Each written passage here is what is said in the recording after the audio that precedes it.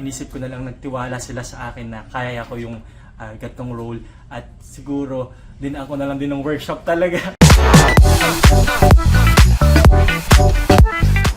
Ay naman po, pag alam mo kasi sa sarili mo kung ano yung ginagawa mo, I mean kung ginagawa mo ba yung tama, kahit anong sabihin nila parang hindi ako naapektuhan. Although may mga times naman na naapektuhan ako, siguro may times pag ganun po sa akin, sa case ko naman po to, guilty naman din ako kapag alam kong pare sa isang bagay nagkukulang ako. Tapos, Constructive criticism, katulad ng sinabi ni constructive Vanessa. criticism nga po. Siguro naging way ko din siya para matalsin siguro or as much as possible inuunawa ko kung ano yung mga sinasabi ng ibang tao. Tinitingnan ko kung constructive ba yun or for hate lang.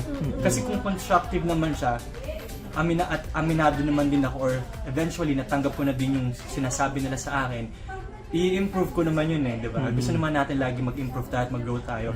Pero kung hate lang, puro hate lang naman yun, alam naman natin sa sarili natin, ay, hindi ako ganyan, hindi ako naging ganitong tao at alam kong ito yung tao na ganyan yung mga iiwasan ko na maging ako in the future. Una sa aking sinabi po to, tas nung binigay yung script pa lang, kinabahan na ako. Sa totoo lang, hindi ko alam kung paano ko po siya magagawa. Lalo na as sa amin lahat, ako yung pinakabaguhan. Parang hindi naman, sabi ng mga netizens. Parang hindi naman, sabi ng mga netizens. Salamat po. Ayun po, bilang baguhan, hindi ko alam kung paano ko magagawa. At during that time, ginagawa din po namin yung Royal Blood. So, nung binabasa ko po yun, shucks, hindi ko alam kung ano yung mararamdaman ko. Alam At ko saka mahirap yung shift, no? Opo, at ang bigat, well, yung mismong script din po mismo, ang bigat na niya.